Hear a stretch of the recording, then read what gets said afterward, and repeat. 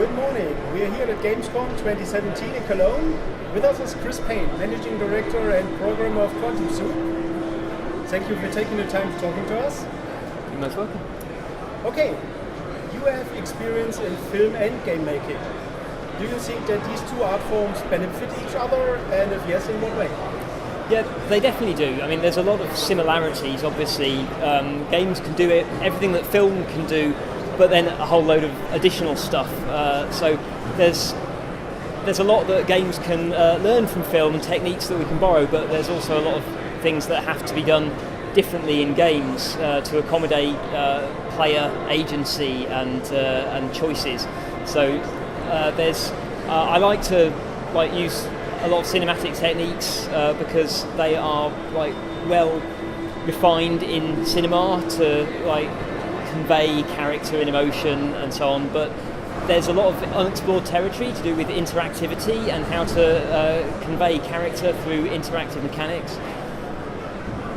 So there is room to grow. I definitely think so, yeah.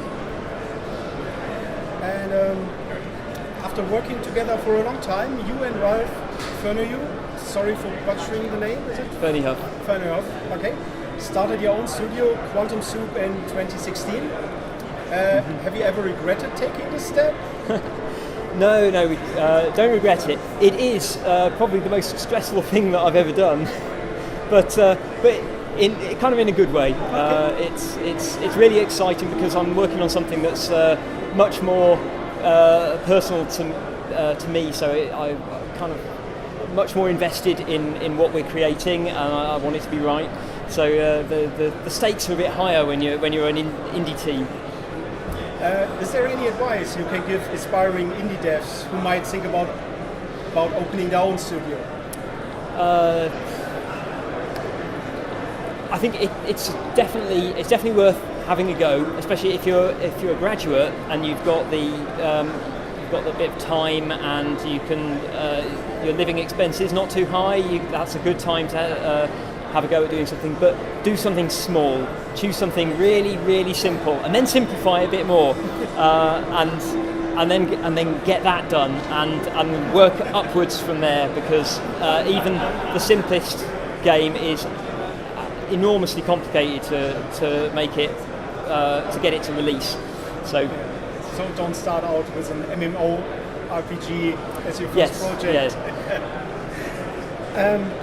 I mean, talking about projects, your current project is Talesinger, narrative RPG set in Iron Age Wales. Yes. Without combat and partly voiced in Welsh. And I mean, that doesn't sound like your cookie-cutter role-playing game. So, would you like to tell us how you got the idea to make this game? Well, it came out of Talesinger came out of my love for BioWare RPGs and CD Projekt's The Witcher is fantastic. I love those games. The depth of story that they tell is fantastic, but I don't have the time to grind my way through a lot of difficult boss battles and so on. I can't play Dark Souls at all, even though I love the lore and the story of that game.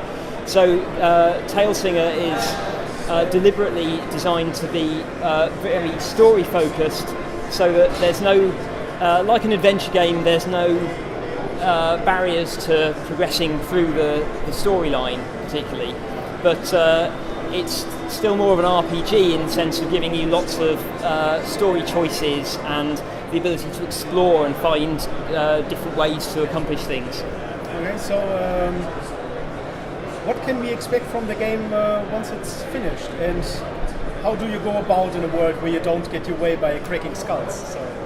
Well, the core mechanic is using, as a bard, using your stories to change the world around you. So basically by talking to people, finding out what might be preventing a chieftain from committing to resisting the Roman invasion, and finding out why he's reluctant to do that, and telling the community a story that inspires or persuades or perhaps shames him into committing his forces. So there's going to be a lot of more smaller, more personal stories, as well as the kind of epic scale sort of Roman invasion stuff going on. That sounds pretty interesting. So, any release scheduled yet? We're looking at early next year.